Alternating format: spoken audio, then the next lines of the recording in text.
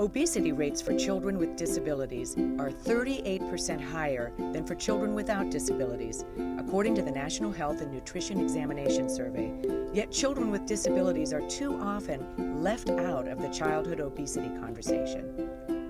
To address this inequity, KEEN, Kids Enjoy Exercise Now, recently held a summit meeting in Washington, D.C.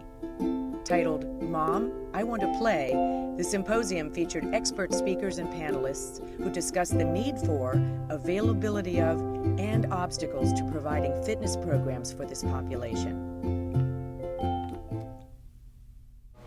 I suspect that most of you in the room, like me, had all sorts of associations over the last few hours. And what I hope that we can accomplish in the next hour or so is to share those associations and come up with new ones as a conversation. I just want to ask all of our panelists to introduce themselves. We have 3 wonderful panelists with different perspectives. A couple of questions that I would like to pose to them and to everyone as well over the next hour or so. So first up, just on my immediate left is Cheryl Richardson from Shape America. And thank you very much for stepping in at the last minute. There was a change in the schedule because of an accident, I think. So, and next to her is Janice Williams from YMCA, and you've already seen and been introduced to Kate Herson. So maybe each of you can take a minute first to tell us more about where you're from and what you do. And I'm going to try to set a little bit of a context and then ask some questions. Okay, sounds good. Well, I'm Cheryl Richardson. I'm here from Shape America. I spent 12 years teaching adaptive physical education in public schools. I still hold teacher licensure in the state of Wisconsin. Since then, I have been at Shape America, and I have the privilege of overseeing resource development. So part of that, the family of resources that I have the privilege of working on creating are those that support the needs of kids with disabilities, both in a physical education setting as well as physical activity. Great. Hi, I'm Janice Williams. I'm with the YMCA and have been with the Y for a long time, for actually 39 years, which has given me an opportunity of working with a number of children and a number of families. I am the Senior VP of Program Development with a focus on programming for children through a program called PhD, which is Physical Healthy and Driven, which really promotes physical activity and just working to change the attention and really introduce additional activities for children so that childhood obesity can be minimized. In addition, I have just a strong love for getting our families involved and engaged, teaching them very simplistically that it's what you do collectively and what resources you can utilize both in and out of the YMCA to make life better in terms of the health and wellness of our families. And I'm Kate Herson, and you're probably all tired of hearing from me, but I came to KEEN, well, my son started with KEEN when he was 6, and I think he wasn't one of the original KEEN athletes. I think he came in about year 2, and he's 27 now, so it's been a while. I was approached by one of the KEEN original parents and board members and asked to be on the board of directors in KEEN with the assurance that it wouldn't be any work. All I would have to do is come to a meeting once a month. But what she also said to me is, she said, really your role on the board is to be the voice of the athlete. And so I have tried to keep that perspective in mind. And sometimes it can be challenging because when you're running an organization, as a lot of you know, you spend a lot of time on paperwork and policies and junk, and it's real easy to forget and lose sight. So every once in a while, some Tongue's little voice comes back to me and says, remember, you're the voice of the athlete. And I was thinking about that today because hands down, I mean, Steve, you're great. Bob, he was wonderful, but the presentations we just had were the home run. So that's my story. So if you'll allow me, I just want to take a couple of minutes to try to set a context, and then I really want everybody to jump in and share perspectives. I don't know if anyone else in the room had thoughts and feelings and associations to the word inclusion. I did, and Kate encouraged all of us to be candid with each other. So our son Kobe has profound autism. He is as physically able, at least in a gross motor sense. He never did well in the little kind of fine motor things that they would do at Montessori and so on. That failed miserably for us. But he's kind of a very active guy. And in the early years, we went through a couple of inclusion school programs. And it was okay when he was little, and then it didn't work at all. And so that's going to be one of the first questions you can start thinking about, the kind of potential tension between the inclusion agenda, which I'm completely supportive of and think is great, and the need for specialized programming in certain circumstances. And so, because for a while then, that just didn't work for us, and then we went into a special ed school for a while. But I remember in one of these, they had an evening program one night for parents at this regular school, but these were parents of children with special needs.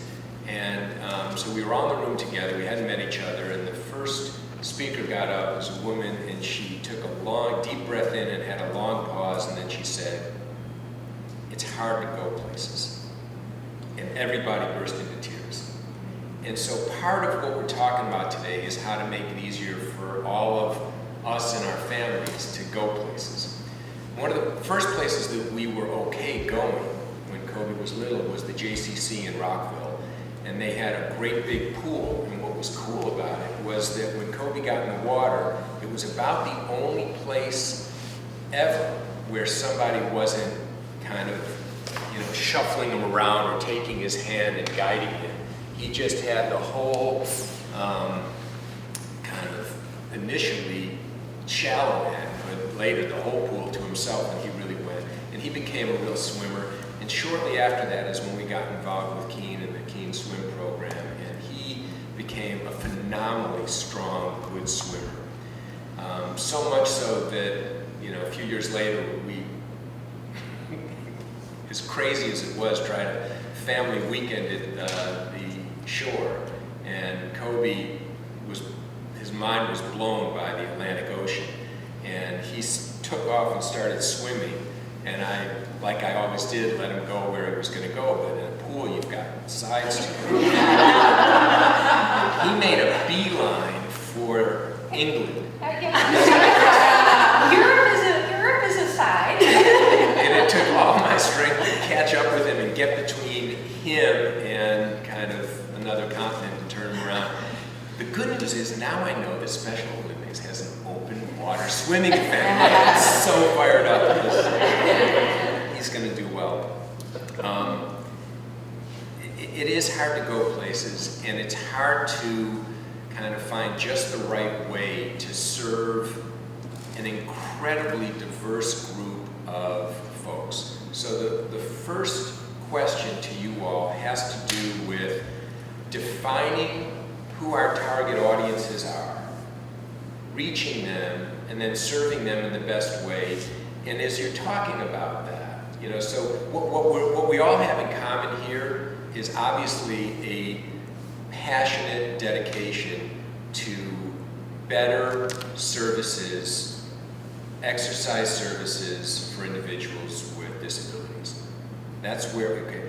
But within that large group, we've got some people who have profound physical challenges, some people who have profound intellectual or emotional or other challenges, and it's not easy to do programming, and it's not easy to know whether you push a inclusion agenda or a specialized program agenda, how you reach folks. So what I'd like to ask each of you to talk about is, in each of your organizations, how do you try to identify kind of the target group and think about different ways to bring them into the fold.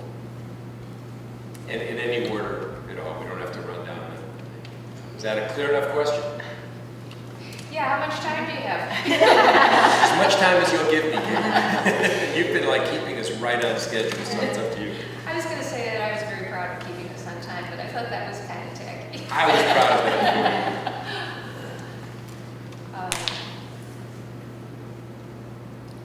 One of the things, YMCA as an organization definitely is an organization for all. It works within the communities that we serve with individuals with ability as well as those individuals that have challenges. And there's there's both the opportunities for inclusion, and many of our programs have programs and program support so that if an individual makes a decision that they want to take an aerobics program, they are not going to be denied because of a challenge or a special needs that they may bring to the program. I think it takes, number one, the understanding, the conversation, so that it definitely meets the needs of the individual that is going to be participating. But there are also opportunities for that specialized program support, that opportunity for individuals that would need to have a more unique program that would allow them to have the same sort of developmental experience, the same amount of fun, but catered in a very different way. And many of the Ys are doing programs, and you can actually go in and find it, because it's one of the questions, how do you find these programs? But the specialized programs would be found under the category of SNAP, which are special needs adaptive programs. And there are programs within the Ys that have just the right ingredient, just the right setup that reach out to individuals that would either have the physical challenges, disabilities, or the intellectual opportunities to really kind of cater so that they're able to have the experience, to be able to have the exercise, to have the fun, but making sure that it's right, that the environment is set up correctly, that the instruction is provided in a manner that is just right, so that there are those kind of exclusionary, those special programs, as well as the opportunity for the inclusion. And it really takes working very closely with the child and the family to make that determination, because one might be better than the other. And I know that we've had children and families that have gone through both. Yeah. And in working very closely, I think we don't necessarily get it right all the time, but we are very open.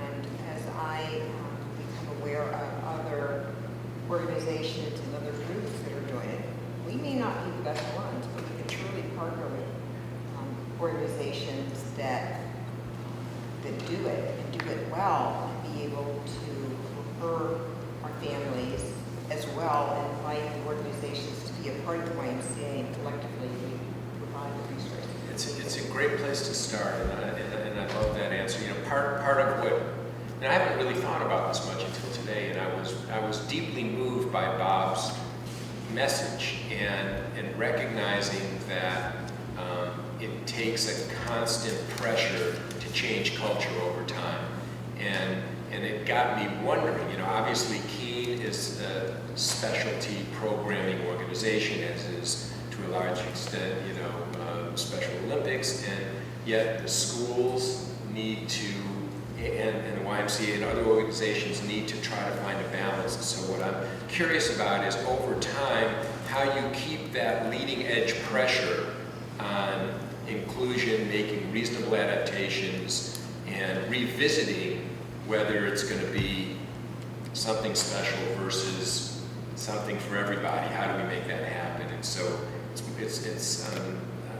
I like the approach of kind of, and the humility of sometimes we get it wrong. Right, right.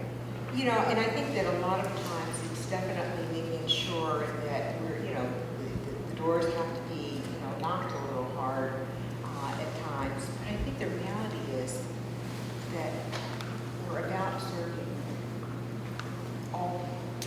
And all people come in all sorts of different kinds of configurations, and understanding that. And I think that I know in our organization, locally, you know, we constantly look at ways of being able to adapt ourselves, being able to construct and work, again, with a very open mind about what's best for the community. Thanks.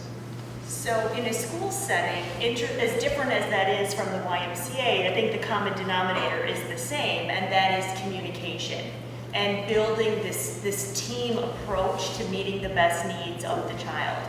There has to be good communication between the family and the school staff that's part of the team. Just to give you an example, when I was teaching adapted physical education, I had a family who was adamant that their daughter learn how to ride a bicycle. And I said, I'm happy to do that, but she had a significant processing delay. I thought to put her on a bike on the street is not a safe thing. So she needed some other ideas of what might be some ways for her child to participate in physical activities safely. So, like in the school parking lot, we're fine, but out on the road, I thought, oh my gosh, this seems like a bad idea. But frisbee golf, on the other hand, you know, where it's one task repeated over time was more of a safe environment where she could be successful, and that was something too that their whole family could participate in together, which was also important to their family. So I think it's really getting an understanding of what everybody's goals are, and trying to find the best fit. And as far as, you know, does that happen in isolation, or does that happen as part of being included in a classroom environment? That again is something that it can be hit or miss, and you need to really identify, you know, what our goals are, and how can we, what's the environment where the student has the best likelihood to be successful, and then continuing to reevaluate. Because kids grow up and they get more mature and they develop some skills, and so it might need some adjusting just as they mature and develop. So it definitely comes down to communicating and finding what, you know, where that golden line is. Okay, any thoughts? Like I said, how much time do you have? But Cheryl, this is just hilarious, because you and I have never met before today, but I could have been that parent. I was that parent, because my son, we started out in the all special ed approach, so the non-inclusion model that Don was talking about, and there were so many things that were so fantastic about it, because it offered him more opportunities than he would have gotten. Granted, he's 27, so progress has been made, but opportunities to do things that if he had been included, he would have been sitting on the side, like we were talking about. And there was a PE teacher at this school who was bound and determined that every kid that went through that school was going to learn how to ride a bicycle. And the day he learned how to ride a bicycle, I vowed blood to him. It was just amazing.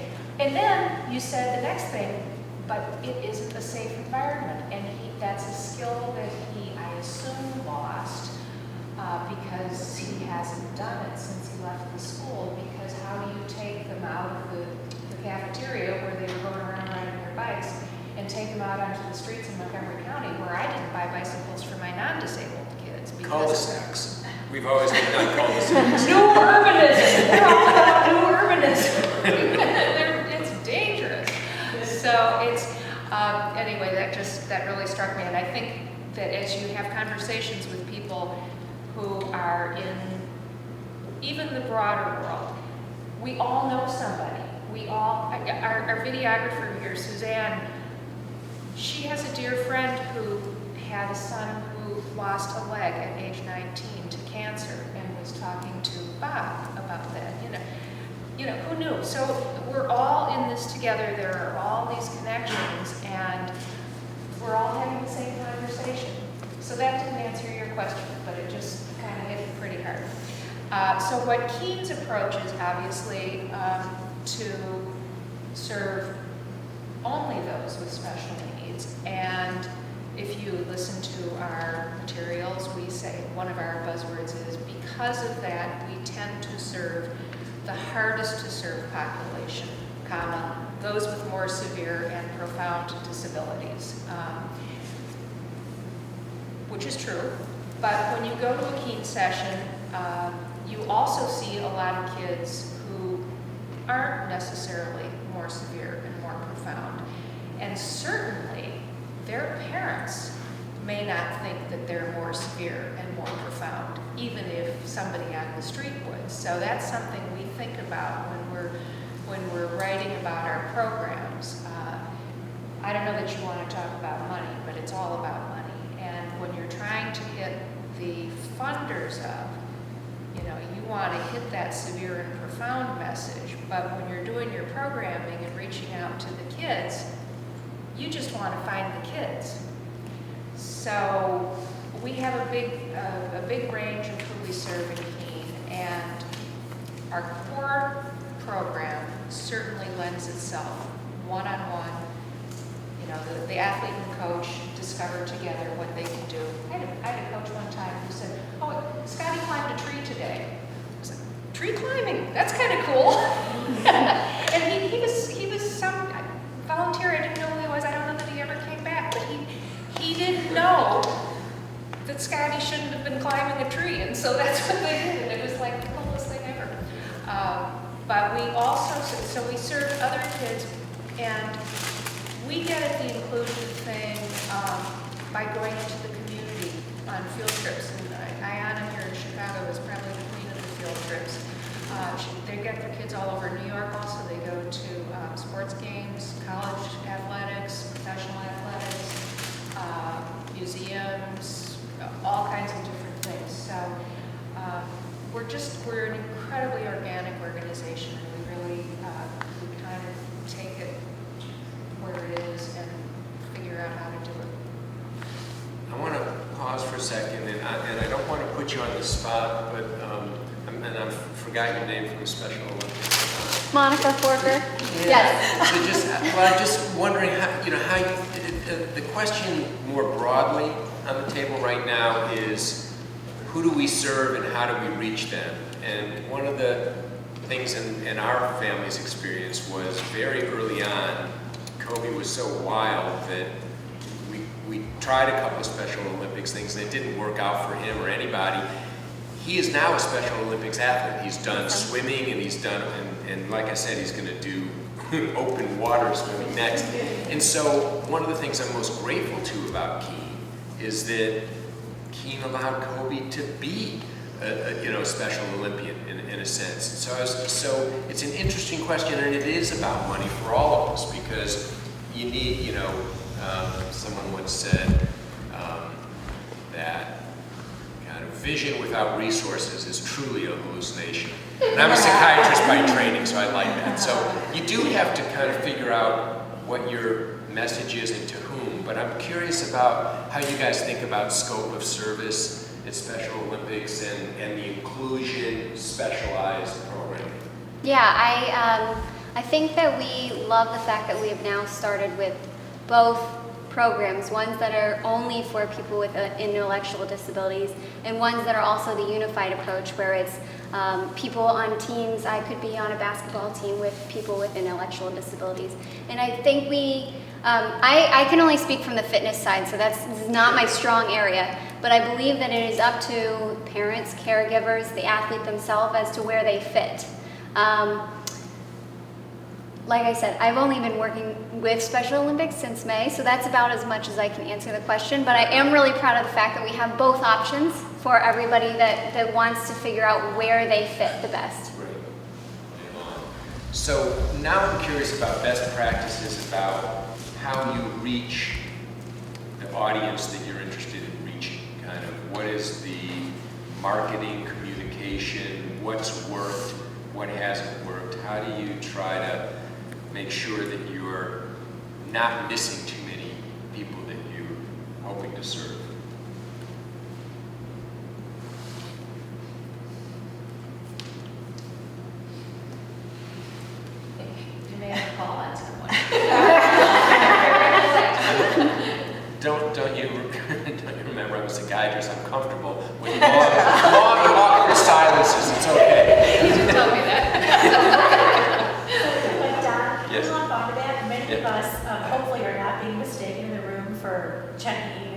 working. Many of us are posting pictures all day to our Facebook. We're live tweeting on our Keen. You know, a lot of us are trying to elevate our message and use new tools and things that are out there, and it's not necessarily something that's natural to many of us. So this is a great question, because the days of creating flyers, the old marketing traditional formats, they really are going away. And we're trying to incorporate that even today while being attentive, but getting stuff out there and posting things. So I'm very fascinated about this in St. Louis, which is surprisingly a high-tech, that is the way that more and more of our market is communicating. Our families are young, the parents are using technology, the volunteers are all living on that technology. I'd be curious to see what's out there. Yeah, I am going to tweet later, #HowIWalk. Yeah, oh, that's good. Yeah. Yes, I can see that. There was a lot on those slides. I was writing as fast as I could. Yeah. That's good to know. Thoughts about reaching who you want to reach? Well, I think, one of the things that is so true is there's two things. Of course, the internet and that whole social network. As well, people talk to other folks. I think that one of the things that we've been able to do in growing some of the programs and some of the opportunities is by having the conversation with somebody who's had an experience, either a good one or a bad one. And the good ones are ones that just draw more and more people to programs, children to programs. I was talking to someone about one of our YMCAs that seemed to have become the place that serves autistic children the best. And it wasn't really initially designed as a special needs camp. But this camp just seemed to have probably 2/3 of the children that had special needs. And number one, it was the staff that were responsible for delivering the program. The fact that they were very open and very, had the right attitude, they were open in terms of the conversation they had with the parents. They were also very sensitive to meeting each and every one of the children where they were, so that they didn't have these high expectations. They started with fun. They made sure that it was safe, and the experience grew, and it built on the strengths of each and every one of the children, so that the children they wanted to come back, and they came back over and over, and then they started bringing their friends, and they started bringing their friends. So at that point, the resources kind of shifted to making sure that the resources were there to support, the growing need for that program. So I think it's definitely word of mouth a lot. And of course, the postings on YouTube. And then the other thing is making sure that once it started to happen, that we needed to make sure that we were connecting with the right folks to make sure that, again, the resources and the supports were there. We had to take a look, of course, at the setting in which the program was being delivered at. I think one of the things that the requirements for some of the ADA requirements and some of the facilities that we either have or had to use, because some of our programs were in some schools, and some of the schools, of course, were a little challenging. You just have to call on people to be able to be responsive. And at some point, you get folks that really will help you elevate that fight. I think, you put the paper out, and that does a little bit, but it just, it sits. And I think it's really the individuals that help to activate it. And it's, I think, very, very, it's very important to make sure that people also understand that, you might be viewed as a typical organization that, does the health and wellness and that sort of stuff, but understanding that you dig a little deeper and that the health and wellness is for everybody. And again, whether the inclusionary aspect of the program is important or if there is a need to definitely develop a specialized program with a specialized emphasis. So you have to just let your experience speak for itself. I just want to pick up on one of the things you said that I think is so important, and that is partnerships. And I just happen to know from my day job, working in a cancer hospital, that the Y nationally has been focusing very much over the last 5 to 10 years on these strategic partnerships. For example, there's an exercise program it's funded in part through the Livestrong Foundation.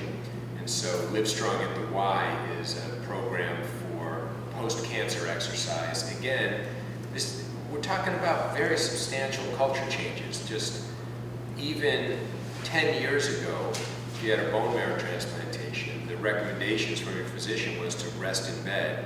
And now at most cancer hospitals, you'll see patients with, doing laps around the unit. And there's really compelling evidence of the benefits of exercise, not just in the post-treatment phase, but during active treatment. A lot of that has come, so Livestrong knew that there are YMCAs everywhere, and this has been a great partnership. You have to partner with schools in a physical plant. Your comment earlier, Steve, about the volunteer opportunities in the city, it's great that you found Keene on your own, but this is how you kind of find folks. So my hope for today is that people come out of here with some more ideas about ways to partner and in areas both programmatically and geographically where there are gaps.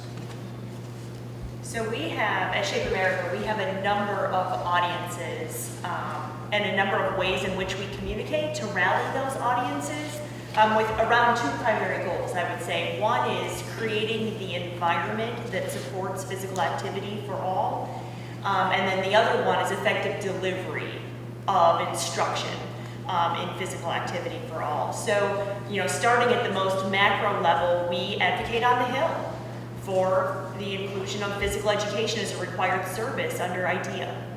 And as part of that, we have a legislative action center online, because that's the way we can rally the most numbers. And so the reauthorization of IDEA is included in our federal legislative agenda, so anyone can access our legislative action center, sign on it. If you type in your address, it will pull up your local, your senators and your congresspeople, and you can just send off a letter, with just a few clicks of the mouse. So we try to make that as easy as possible for folks. Moving down to the state level, we also work very hard on policy development and for state departments of education, so that there's also state level mandates for adapted physical education instruction. We also share the Dear Colleague letter that came out from the U.S. Department of Ed that advocates for sport opportunities for students with disabilities. Then digging down another layer to the schools. Again, we advocate for school level policy for the same thing, as well as highly qualified adapted physical education teachers and teams of specialists that oftentimes include physical therapists, occupational therapists, speech and language pathologists. All of these people working together usually can deliver the best, most effective means, because just all of these things cross over into each other. Kids don't learn, just like we don't teach them math just all by itself, and we need to apply it. All of these things, all these support services need to coordinate. We also, at Shape America, work very hard to provide resources to people who are certified in adapted physical education, as well as those who are not, to deliver services to students with disabilities. We have a number of ways in which we do that. First of all, we have several guidance documents. For example, if you don't have adapted physical education in your school, here's some steps that you can take to advocate for that change. We have some documents. When is, I heard Steve mention this earlier, when is it safe for you to participate in FitnessGram, which is our national youth fitness test? So we have an evaluation tool called APEAS, the Adapted Physical Education Assessment Scale, that you can use that will help you determine whether or not it's safe for your student to participate in the fitness test or if modifications should be implemented. We also have a special interest group of adapted physical education and physical activity folks so that they can learn from each other and try to problem solve and network and share professional resources that way. So we have a variety of audiences that we deal with in a variety of ways. Please.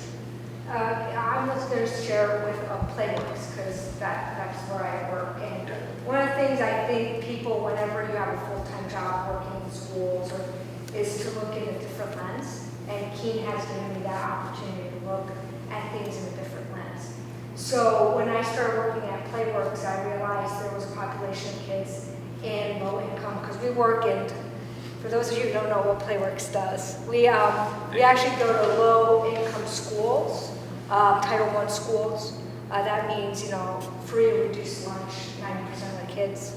And we create a positive environment in the recess yard. So we create an environment like we growing up, everyone participated in recess in a positive way. So we structure the recess yard with games and teach them games. When I first started at Playworks, I realized that a lot of the kids, students with disabilities, weren't engaging, not because they didn't want to, it's because they didn't know how to. So we're now building resources, and that's how I know Bob, is we're building resources for that. But one of the most important things, I think, is to look at things in a different lens, because opportunities knock.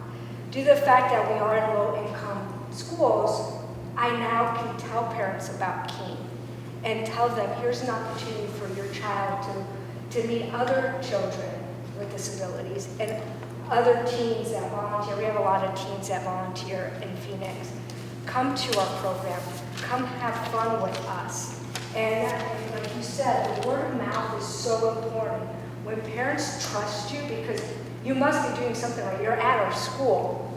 Let's bring them to your program. And also opening the lens. I noticed that the JCC where I worked at for 10 years, we said we would serve kids in our camp with disabilities, but we really didn't. And we created, through Keen's partnership, and Keen helping me a lot for this, OMETS, which is a special needs camp inside a camp, where kids now feel a part of camp. So it's just opening, I think, the lens and really seeing what you can bring to the community. It's nice, and it's even kind of a hybrid model, rather than the dichotomous model of inclusion versus specialized programming. That's great. I'm just curious, on all of the websites, are we all linked to each other on our websites? That's a pretty easy thing to do. Not yet, but we will be. All right. We should think of some more fun way to do it. When websites first came out, there was always a menu item called links. And you just put a whole bunch of links there. And I never quite got that, but I think we should be thinking more creatively and dynamically about, and probably the first place to start is a write-up on this event today. Yeah. And who attended, and links to our organizations that way, and to our speakers. I want to shift gears a little bit if I can, and I'm moving towards a very difficult question that I think everyone struggles with, especially everyone who is trying to get money from foundations or federal organizations, and that is metrics and outcomes. And I'm probably not way off base if I say that some people in the room are ambivalent about how serious to get about metrics and outcomes, because you don't have to do a randomized trial to know that it's a bad idea to jump out of an airplane without a parachute. All of us involved in this, you just can listen to Steve and listen to our athletes, and the value is so apparent in so many ways. But to get people to pry open their pocketbooks, it often requires a return on investment in hard numbers. So we're kind of, working in that direction, but just for a moment before we get to the metric question, I'm just curious about, if you could, what's the main thing you're trying to accomplish? Each of, like, and people in the audience as well, if you just had the elevator speech, what are you trying to do? Is this about fun? Is this about exercise? Is this about social engagement? Is this about kind of improve self-esteem? Is this about giving families a break? Is this about changing society through inclusion? Just play with me for a minute on that. What's the main thing what's the business that each of you are in?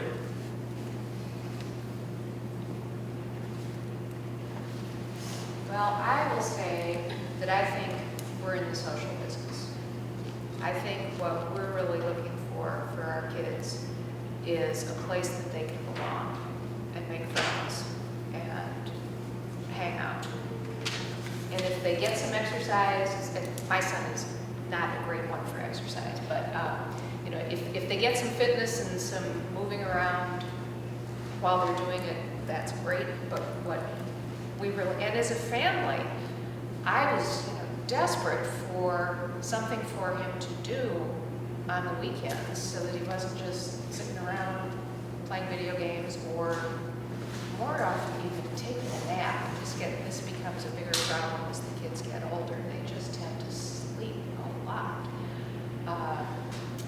So that's my perspective, and I think on the question of outcomes, we are not sophisticated in what we're doing, and we're going to work on getting better on that, but we do survey our parents, and that social aspect always comes back as the number one thing that they're doing. Good. Other thoughts? One of the things with our physical healthy endearment program, we do have metrics. We do a pre and a post assessment, and working on really looking at increased physical activity for the program participants. And when we initially introduce the program, typically it's during the fall, during the school year. We do Microsoft assessment, where we just do a baseline of endurance, flexibility, muscular strength, and cardiovascular. And it's done where we can determine the fitness level of the youth. We want to know where your baseline is, partly because it allows us to tailor our program. And the program is done so that it incorporates the exercise, but it's all done in fun and games, so the kids don't really know that they're really, really working out. But it allows us to then, at the end of the program, at the conclusion, to do a post measurement. And one of the things that we find oftentimes is that the kids will do comparison with each other, see how strong you are. But it really is more of a measure of your own progress, so that the young people begin to feel good about themselves and where they've gone and how far they've pushed themselves. And even What's the interval between when you take the... it's usually 6 months. It's usually from September to June. It could be longer, but it really is just an opportunity for us to determine the endurance, building up the physical endurance, the opportunities for kids to really work hard, but also for our staff to be able to tailor the kinds of programming that they're doing to really get kids so that they're active. And that's really kind of the goal, to increase the physical activity. And we've been able to really find that because of that program and the opportunities of getting the young people engaged in these things, they're doing it more and more outside of the program because they want to come back and they want to be their sport. But it also is having them feel proud of themselves. I think of a young lady who was swimming the distance in the open water. I mean, takes a lot to really get started. First you got to make that determination that you're going to put your foot in, because even with a lot of our young participants who are approaching the YMCA has a phenomenal progressive swim program. It's that first attempt to get in and learn how to breathe in the water. But the practice over and over and over will allow them to know that they have reached this level, reached this, plateau, and where they're going to go next. So I think we've been very proud, and it's been one of those programs that we've been able to go back and adjust and tweak, but being able to use those measurements as a determinant of how strong we have to be in our program and the kind of difference we want to make for them. And the tweaks that you've made have been specifically in the service of improving those fitness scores. It has been in the fitness scores, but then also in how we engage young people in those classes. So it's both ends. Those fitness scores are important. Yeah. And it's really not that we want to make sure that they become these super athletes, but we want them to work hard so that they're making a difference to themselves. So, the measures are, collectively, it allows us to see the overall program, but more intently, what's happening with each and every one of those children. Before I let you off the hook, the PhD program, does that include individuals with special needs for the most part? It includes everybody, yes. Yes. And do you think about those metrics differently for the individuals with disabilities who are in the PhD program? You have to. You have to be able to make sure that you tailor it to the individual child. So the expectation is that, somebody who has a physical or an intellectual, they're not going to approach it the same way. So It's individualized for everyone. it's individualized. It has to be. Yeah. Good. So at Shape America, we're in the business of developing the skills, knowledge, let's see if I can rattle off our line here, competence and confidence for a lifetime of healthful physical activity, and that is for all students. So now the way we approach that with students with disabilities is a little bit different because it's through the IEP process. It's Shape America has national standards and grade level outcomes for all students in grades K through 12, but as we're familiar, an IEP is an adjustment of those outcomes. From a physical education standpoint, we really are looking at two things. We're looking at, number one, increasing physical capacity to support activities of daily living. So we want kids to have the strength and physical fitness to walk back and forth from, around the school or, to out on the playground, to be able to climb up the ladder, to go down the slide, all of those kinds of things. We're also looking, though, to develop confidence and competence in recreation, because this is not just about functioning in your life, but it's about enjoying your life. And so we also want to create those opportunities for students with disabilities. The other key element of that is as students are preparing, once they are 14 to 16, schools will start preparing a transition plan. And how do we transition this student from the school environment into the community environment?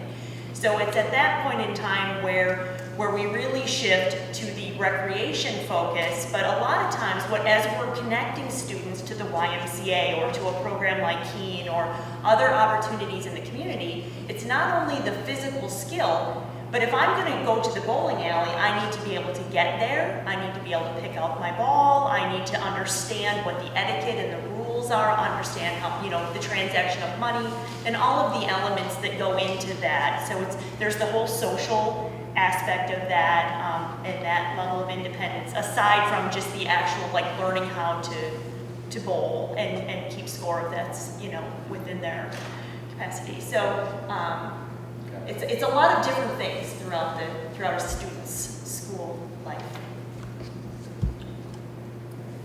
I'd be happy to share about the Special Olympics and kind of how we try to, what we're trying to accomplish, and then to speak on metrics and outcomes. If you look at our mission, which I am not that great at memorizing, but I do know basically that it's helping people with intellectual disabilities find joy, personal best, and physical fitness through sport. That's not it, but it's very close. It's a lot longer than that. Anyway, I think in its infancy, Special Olympics really focused on the joy piece. Getting people to participate, getting people excited about sport. As we've moved on, as we've evolved, it's been a little bit more about the personal best and the physical fitness, or at least that's the direction that we're headed. So as we've gotten to that range, we're starting to focus a little bit more about metrics and outcomes. One of the reasons is that we see this obesity crisis. And I think that we are now trying to do a better job of tracking what works for our athletes to try and help them out of that path, so that we know what programs work best for them. We don't love the fact that we have to focus on these metrics, and I can tell you that it's been really tricky to try and figure out which ones work best. We've tried fitness assessment. Which ones work best for what? Oh, everything. I know, I agree what you're saying. We've tried everything from fitness assessments within the games to within special programs that are being held. We've tried just focusing on BMI and blood pressure. Honestly, from what I've seen, blood pressure is actually a really good one, and one that you could pretty much take on anyone. We've gone to different surveys, and I think that one thing that's not a metric per se, but one thing that works really well is qualitative data. So some of our programs come back and they said, Susie is just making these remarkable gains because she finally found an education program that works, and now that she knows how to be fit, now she's starting to incorporate it better in her life. And so I think with the accumulation of both the metrics and with the success stories, it's helped us to accomplish more of our mission. So not just the joy, but also we're working towards that personal best in fitness and in sport, and then we're working towards physical fitness. So who's got an idea of a kind of an intervention? Yeah. Can I say something as a parent? Please.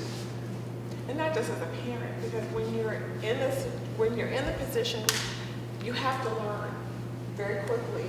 I was certainly not prepared, and I had to learn lots of things at the same time. So I've had 20 years. As I said, Unina is my youngest of 4, and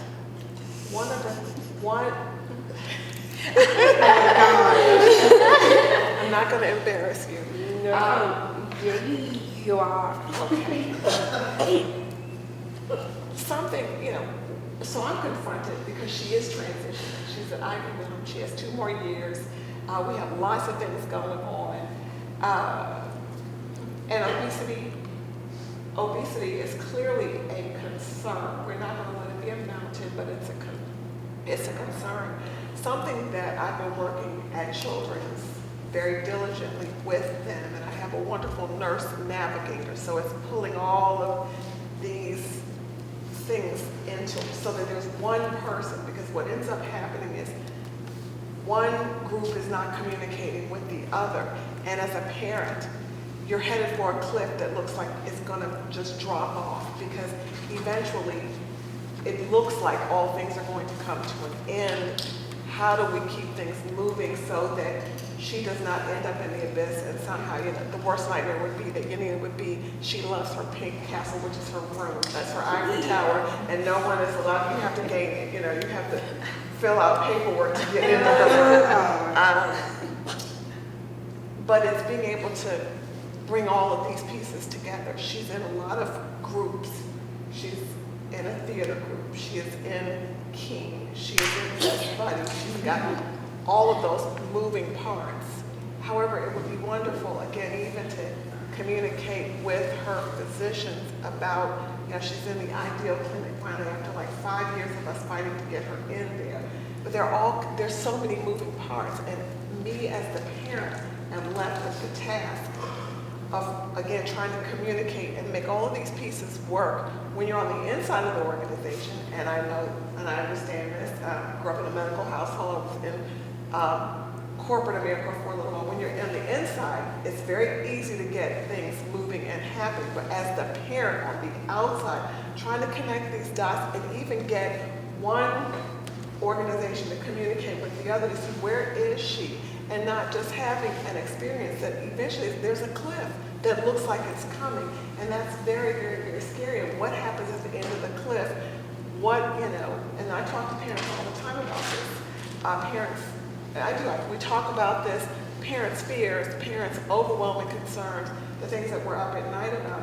And it would be wonderful if there were some sort of resource so that, let's say, for example, where she's in Keene, but there may be another organization that's going to, because Keene is very social for her. It's also activity, social activity. It's wonderful because she has coaches who are also typical, because from Yanita's perspective, there's absolutely nothing wrong.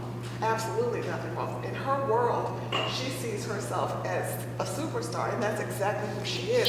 So she does not look at herself through disability, through disabled eyes. So it's now, again, I have 2 years and this drop-off is coming, and it's, what do we do? What am I doing? Who can I communicate with? So I try to go to as much as possible. I mean, this was a wonderful opportunity for her to be a part of this, but I'm sitting here listening and thinking to myself, oh my goodness, it would be great if there was some direction or plan that I could get all of the activity and even other organizations, other things that are going to be more helpful to her when she's 26, when she's 28. One of the statistics that I found out recently is that there is a tremendously high rate of suicide for adults with Down syndrome because of the isolation and the loneliness. And that's scary. That's a reality, though. There's a very high rate. So, again, as I'm sitting in this room and hearing the concern and everyone is here, I've been trying to get Union Special Olympics. Again, there's just not enough of me, because if I can hold one more organization, the car probably won't be able to handle it. But that's, again, how do I keep her going and be able to reach out to when she, when King comes to an end for her, or when Best Buddies comes to an end, when Ivy Mountain's not there, and I'm just one parent. There are hundreds of parents that have passed through Ivy Mountain that, again, it's like the cliff is coming and then you don't see them again. So, I'm doing as much as I possibly can to make all of this not just work for now, but how do I keep transitioning her into something that, I have nightmares about, these facilities and house, and it's like, that's not who she is. And the other part of it is that one day, I'm, not necessarily going to be there. So, again, just setting things up. So that was just one of the things. No, it was beautifully said. And there were a lot of heads nodding, mine included. I don't know what the answer to the question is, but you're spot on in terms of it's a challenge for all of us to kind of think about that. And I don't remember if it was Kate or Elliot, somebody talked about really operating in isolation. I think a lot of programs really do. They're grassroots organizations. That's how things get done still in this country to a large extent. It's wonderful, but a lot of times these kinds of events don't happen and you don't even know. I'm embarrassed. I didn't know about Playworks before I came here today, because I learned about this. I was vaguely familiar with, I forgot the shorthand for it, the organization that Bob works for, NICPAD. That's easier to remember, maybe. But I was kind of familiar, but I didn't have any sense of how deep the resources went. So this is kind of how it starts, I think. Thank you. I will say, I think that's one of the things that I'm happy about with Special Olympics is that they took sports and they've realized the needs are way beyond that. We're not there yet. We aren't to the point you need us to be. But we have taken the steps to help out with things like dental care and vision. We have these events called Healthy Athletes, and not everybody's doing them. They should be. Not everybody's doing them. But at games, they'll have healthy athletes come, and basically they're meeting the athletes to what they need. So they'll have opening eyes, which actually they'll give vision prescription, and there's glasses right there. Wow. There's dental checkups right there. Hearing checks right there, and if you need a hearing aid, you get one there. And we're trying to do a better job of giving the athletes and caregivers and parents and whoever's there with the athletes referrals, so that if they need that, they can do that. So our number of doctors that we are referring to is growing. Like I said, I'm speaking from an international level, so I'm not 100% sure about where DC is with healthy athletes, but we're trying. And you're one of the reasons that we're trying. Nina is why we're trying, because we know that people need support so that they can have their best life. And we want that for you guys. So.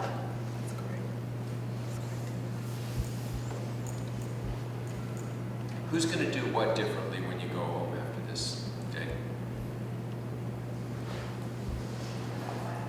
So I've been talking to a lot of people at lunch and around, I've been talking to a lot of people and sort of networking around a little bit about this, but one of the things that's going on this week in Washington is this huge Voices for Healthy Kids initiative that's being funded by Robert Wood Johnson and the American Heart Association, and the thing that frustrates me the most is that they haven't even talked about adapted PE in that space yet. So it's all about preventing obesity in kids, but it's just this part of the conversation is being ignored. So, I think we need to kick and scream and make some noise about it and make sure that this population is being included. But there's so much money being thrown at this, and why is this population being ignored? So I think that's one of the biggest things that I've taken away. We really need to make even more of an effort than we already are to make sure that this is always included in that conversation. 2:15. So what I want to do is actually, if you'll allow me the privilege of putting out a suggestion and a question. And the suggestion is that all of us think about how we can partner together and partner with academicians, people who are interested from a social perspective, a biological perspective, a medication side effect perspective, drug companies. We're all coming at this from a slightly different angle, which is good, right? It's fine. But what we're coming at is the need to have more available for our athletes, our kids who are struggling with inactivity and in too many cases obesity. So that is a very clear focal point that I think that we could all coalesce around and partner with other people. And so the question to discuss later, maybe in the question and answer session, maybe when we're finished, is can we imagine some kind of a intervention, some kind of a program that we could all jump in on, where we could try to identify people who could use some help getting more exercise and getting in better shape related to this. Because what we all have is access to people who we serve, and that allows people to ask and answer questions from a research perspective that can really make a difference. And then potentially have a network of providers who can then disseminate an intervention if it's shown to be helpful. It doesn't mean that all of us have to adopt as our core mission a fitness first priority, but it is a value for all of us, and we might be able to come together around that. For more than 2 decades, Keene has been providing free sports and fitness programs for kids with disabilities in Washington, D.C., and in locations across the country.